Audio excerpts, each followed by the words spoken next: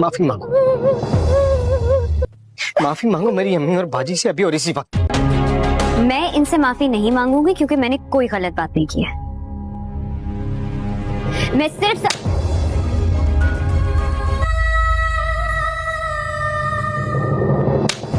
हमारे घर की औरतों के जहन के साथ इन ड्रामों में कैसी जहनसाजी की जाती है, आप इस वीडियो को देखिए और मुफ्ती तारिक मसूद साहब क्या कह रहे हैं उनकी भी वीडियो आप जरूर सुनिए। माफी मांगो, माफी मांगो मेरी अम्मी और बाजी से अभी और इसी वक्त। मैं इनसे माफी नहीं मांगूंगी क्योंकि मैंने कोई गलत बात नहीं की है। मैं सिर्फ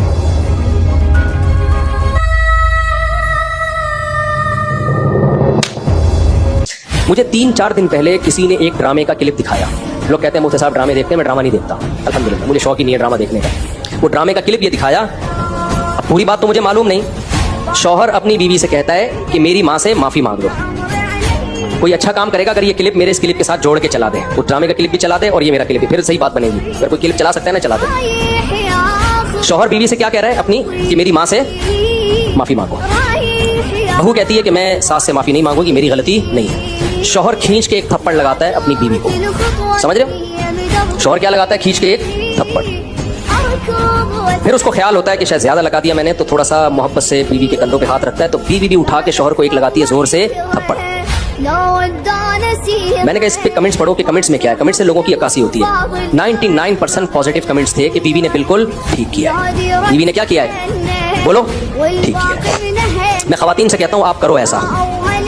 शौहर थप्पड़ लगाए ना, आप भी लगाओ थप्पड़, बिल्कुल आपका राइट है। उसके बाद ला इलाहा इल्लल्लाह मुहम्मदुर रसूलुल्लाह, मैं हल्फिया बोलता हूँ, शौहर से मोहब्बत की उम्मीद मत रखो। वो तुम्हें सेक्स का एक आला समझ के यूज करेगा, खुदा की कसम, एक इंस्ट्रूमेंट जो बाजारों से मिलते हैं ना। इसके अलावा तुम्हारा अपने शौहर से 2 टके का रिश्ता नहीं होगा। यहाँ हो सकता है अगला ड्रामा ये लोग इस पे बना लें या बना भी लिया हो कि ना हो, हमें शौहर की जरूरत नहीं है। मैं नहीं कह रहा कि शौहर ने थप्पड़ मार के अच्छा काम किया।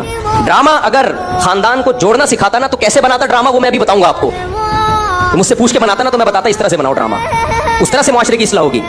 तो वो क्या कि जिस अब ये ड्रामे में जो दिखा रहा है ना, बीवी में भी उठा के क्या लगा दिया? शौहर को चमाट। तो नीचे 99% कमेंट्स जो हैं पॉजिटिव कि बेहतरीन काम किया। ऐसे मर्द का यही इलाज होना चाहिए। सास को बहू पे कोई हक नहीं है, वो क्यों माफी मांगे? मुझे लगा कि इस कदर जहरीली ये तहरीक चल रही है ना घरों को तबाह करने में, घरों को बिगाड़ने में, कि किसी मौलवी के 4-4 घंटों के बयान दरसे कुरान एक तरफ और ये एक छोटा सा क्लिप घरों में आग लगाने के लिए एक तरफ। अगर उस ड्रामे वालों में थोड़ी सी गैरत होती ना, घर जोड़ना चाहते तो क्या दिखाते वो? शौहर बीवी से कह रहा है मेरी माँ से माफी मांगो, तो ड्रामे वाला दिखाता कि बहू की गलती नहीं है, लेकिन ये सोच के उसने माफी मांग ली कि इसका मकाम अल्लाह ने मुझसे बड़ा बनाया। हमने तो अपने बुजुर्गों से ये सीखा है। कोई बात नहीं यार, मेरे शौहर की क्या है ये? बोलो ना, माँ है, नहीं भी है मांग लो, छोटे बन जाओ। हाँ, सास बार बार टॉर्चर कर रही है, जहर उगल रही है, वो एक अलग बात है। उसका हल तो फिर ये कि अलग रहो, फिर भी चमाटा नहीं है, थप्पड़ फिर भी नहीं बनता। इसको हल ये कि भाई अलग, शरीयत भी ये कहती है अगर सास बहुत ज्यादा जहनी तौर पे टॉर्चर कर रही है तो भाई कहाँ रहो फिर? शौहर को हुक्म है कि बीवी को अलग लेके रखे।